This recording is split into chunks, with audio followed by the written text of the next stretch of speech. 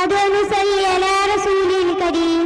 अम्मा बाद फ़अऊज़ु बिल्लाहि मिनश शैतानिर रजीम। बिस्मिल्लाहिर रहमानिर रहीम। गलत इल्ज़ाम है हम पर कि वफादारी नहीं करते। गलत इल्ज़ाम है हम पर कि वफादारी नहीं करते। अरे हम मोहब्बत बांटते हैं, अदाकारी नहीं करते। बुरा वक्त जब भी आया है वतन पर, ए वतन वालों, बुरा वक्त जब भी आया है वतन पर, ए वतन वालों, हम अपनी जान देते हैं, गद्दारी नहीं करते। मेरे मोहतरम व मुअज़्ज़ज़ सामईन इकराम, जैसा कि आप सभी को मालूम है कि आज 26 जनवरी में जमहूरिया हमारे ये मुल्क हिंदुस्तान की तारीख में निहायत की अहमियत का दिन है। और आप ये भी जानते हैं कि इस दिन हमारे मुल्क का आईन नाफिज हुआ था। हिंदुस्तान का चप्पा चप्पा और हुस्न हिंद का पत्ता पत्ता और टूटा टूटा इस बात पर शाहिद है कि जब इस हिंदुस्तान मुक़द्दस ज़मीन पर तन के गोरे मगर मन के काले अंग्रेजों का नापाक साया पड़ा और ये जब सादी सी कौम हिंदुस्तान का तख्त व ताज का मालिक बन बैठी, तो इस वक्त अंग्रेज इक़्तिदार के खिलाफ सबसे पहले इन बगावत हमने बुलंदी किया।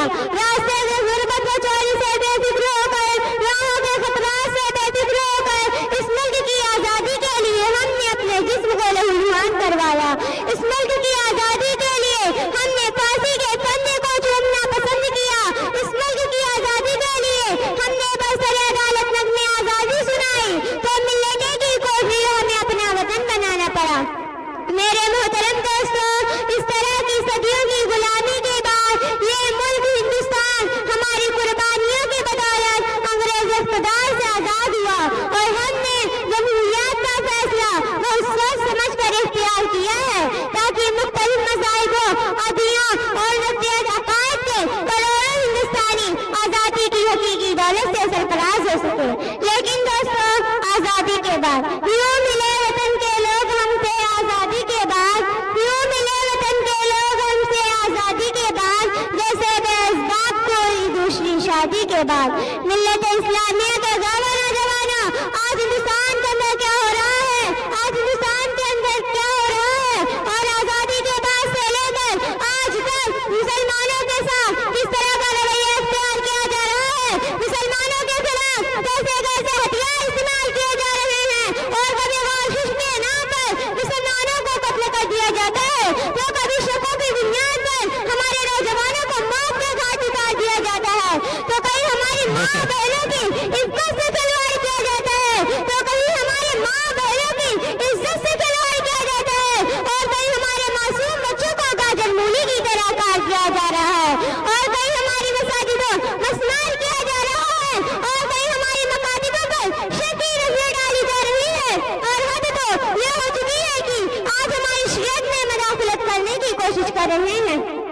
मेरे मोहतरम दोस्तों, बताना चाहती हूँ, इन फिरका परस्ती न करें और इन इत्तेहाद के दुश्मनों और इन रस्म के नाम पर सियासत की रोटी सेकने वालों को की कान खोल कर सुनो। जब तक इस जमीन पर एक कलमा पढ़ने वाला मौजूद रहेगा, जब तक इस जमीन पर एक कलमा पढ़ने वाला मौजूद रहेगा, खुदा की कसम अपने शरीयत में इल्म करती रहूंगी। कोई मकालात ऐसा पैदा नहीं हुआ कि हमको अपनी शरीयत में इल्म करने से रोक सके। अरे हम कल इल्म करते थे और आज इल्म करते हैं और ऐसे क़यामत तक इल्म करते रहेंगे। और दोस्तों, कल भी अपनी आज़ादी के लिए सूली पर चलते थे और आज भी चल सकते हैं। कल भी हम इस मुल्क की आज़ादी के लिए फांसी के फंदे को चूमना पसंद कर लिया करते थे और आज भी कर सकते हैं। कल भी हम अपनी इस मुल्क की आज़ादी के लिए तोपों और तीरों का मुकाबला करते थे और आज भी कर सकते हैं, लेकिन अपने मज़ाहिब और मिल्लत और दीन धर्म का नाश नहीं आने देंगे। मज़लूम नहीं, मजबूर नहीं है हम, मज़लूम नहीं, मजबूर नहीं है हम। अगर शरीयत पे आज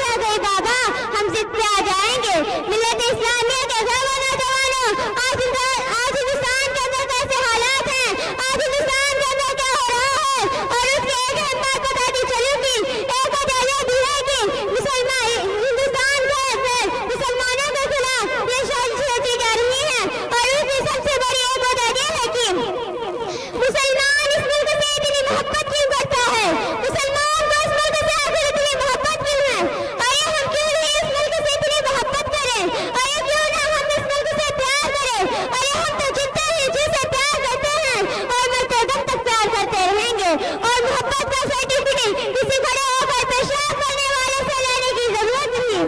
अरे हमें मोहब्बत का तरीका अल्लाह के रसूल सल्लल्लाहु अलैहि वसल्लम ने सिखाया है, हमें मोहब्बत का तरीका कुरान ने सिखाया है, हमें नाबालिगों से सीखने की जरूरत नहीं। मिल्लत इस्लामिया के गवर्नर जवाना आशिक इस्लाम के अंदर क्या हो रहा है? हर तरफ साजिशें, हर तरफ साजिशें। आज आपको ये बात कहने जा रही हूँ, ऐसी जो फीका पलस्ती ताकत है वो यकीनन आटे में नमक की तरह है, लेकिन इनकी वजह से हिंदुस्तान का माहौल बिगड़ रहा है, इनकी वजह से हिंदुस्तान का माहौल खराब हो रहा है। इसलिए तमाम हिंदू मुस्लिम ईसाई भाइयों को चाहिए कि इकट्ठा होकर इन आस्तीन के सांपों, इन जहरीले सांपों को कुचल डाले और मुल्क की बका की फिक्र करे। मेरे मोहतरम दोस्तों, हमारा ये मुल्क हिंदुस्तान जमहूरियत का पाशी कुछ नाले गद्दार जवानों को पुरस्तान बनाने की कोशिश में लगे हैं। इनको बताना चाहती हूँ कि याद रखो, जब तक इस जमीन पर एक कलमा पढ़ने वाला मौजूद रहेगा, कोई भी हिंदुस्तान के आबरू से नहीं खेल सकता। अरे हिंदुस्तान के चप्पे चप्पे को जब भी जरूरत पड़ती है हमारे लाल आगे बढ़े, कभी मेरे अब्दुल हमीद की शक्ल में, कभी खां अब्दुल गफूर की शक्ल में, कभी मौलाना कासिम नानावती की शक्ल में, कभी मौलाना जफर फाजश्वरी की शक्ल में, तो कभी हजरत सैयद हिंद की शक्ल में, तो कभी हजरत मौलाना अबुल कलाम आजाद की शक्ल में, तो कभी भगत सिंह की शक्ल में। ये मुल्क हमारा था, हमारा है और हम इस मुल्क के रिश्तेदार हैं, किराएदार नहीं। मेरे मोहतरम दोस्तों, जो फिरका पलस्ती ताकत है ये हम पर इल्जाम लगा रही है। हम इस मुल्क से मोहब्बत नहीं करते, हम इस मुल्क के रहने वाले बासिंदों से मोहब्बत नहीं करते। मैं इनको बताना चाहती हूँ कि क्या तुमने कभी तारीख को नहीं पढ़ा, कि तुम तारीख को भूल चुके हो? अरे अगर तुम्हें तारीख याद नहीं, अरे मेरी बात तो सुनो, क्या तुम भूल गए हो कि मौलाना अबुल कलाम आजाद ने इस जुमले को की उन्होंने बाउंड्री के दीवार में बैठे हैं जलसे से खिताब करते हुए फरमाया था, अगर कोई बड़ा से बड़ा शख्स आकर मुझे ये कहे अबुल कलाम आजाद कल हिंदुस्तान को आजादी मिल जाएगी, कल हिंदुस्तान को आजाद कर दिया जाएगा, ये है कि तुम हिंदू मुस्लिम से प्रेम मोहब्बत की बातें करना छोड़ दो। इस वक्त अबुल कलाम आजाद ने कहा था कि मैं ऐसी आजादी पर लात मारता हूँ, मुझे ऐसी आजादी की जरूरत नहीं। अरे मुझे तो हिंदुस्तान के अंदर हिंदू मुस्लिम की मोहब्बत और इत्तेहाद चाहिए, ये पैगाम दिया है। लेकिन आज उन्हें बदनाम करने की साजिशें रची जा रही है और हमारे मदरसों पर ISI होने का इल्जाम लगाया जा रहा है। मर्जिया की अपनी गलती सोच फिक्र को शरीयत में दाखिल करके मदाखिलत करने की कोशिश कर रही है। अरे इनसे कहना चाहती हूँ, तुम यहाँ कोशिश कर करके झूठ कर सकते हो, तुम कोशिश कर करके मर तो सकते हो, मैं तुम अपनी शरीयत से मुंह फेर सकते हो। आज की 26 जनवरी के दिन से मैं आपको एक पैगाम देना चाहती हूँ कि ए नौजवानों, आप अपनी शख्सियत को समझे, आप इस सत्य की फिक्र कीजिए। खुदा की कसम, अगर आप अभी भी गफलत ख्वाब के पर्दे में सोते रहेंगे, अगर आप अभी भी इस गफलत के पर्दे से बेदार नहीं होंगे, याद रखें कि आने वाली नस्लें हमें कोसेंगी। आज एक करें, इंशाअल्लाह हम जमहूरियत में आगे बढ़ेंगे, हम सियासत में भी हिस्सा लेंगे, हम इस मुल्क की हिफाजत करेंगे, हमें अपने मुल्क में रहने वाले बासिंदों की हिफाजत करेंगे। मौजूदा हिंदुस्तान के हालात हमारे सियासी मसाइल दीनी और अकायद को चैलेंज कर रहे हैं कि अगर तुमको इज्जत की जिंदगी गुजारनी है, अगर तुमको अपनी माँ बहनों की इज्जत का पाशो लिहाज रखना है, अगर तुमको अपने बच्चों से प्यार है, अगर तुमको अपने मकातबों से प्यार है, अगर तुमको अपने मसाजिदों से मोहब्बत है, तो बगावत अदालत के जरफेज को तोड़कर आगे बढ़ो और मुल्क की बका के लिए जमहूरियत करो। खुदा की कसम, जब हम बगावत अदालत के जरफेज को तोड़कर आगे बढ़ेंगे तो ये बातिल ताकतें पीछे हटेंगी। मेरे मोहतरम दोस्तों, आप आगे बढ़े मुल्क की बका के लिए, मुल्क की हिफाजत के लिए और इसके रहने वाले बासिंदों के लिए हिफाजत के लिए।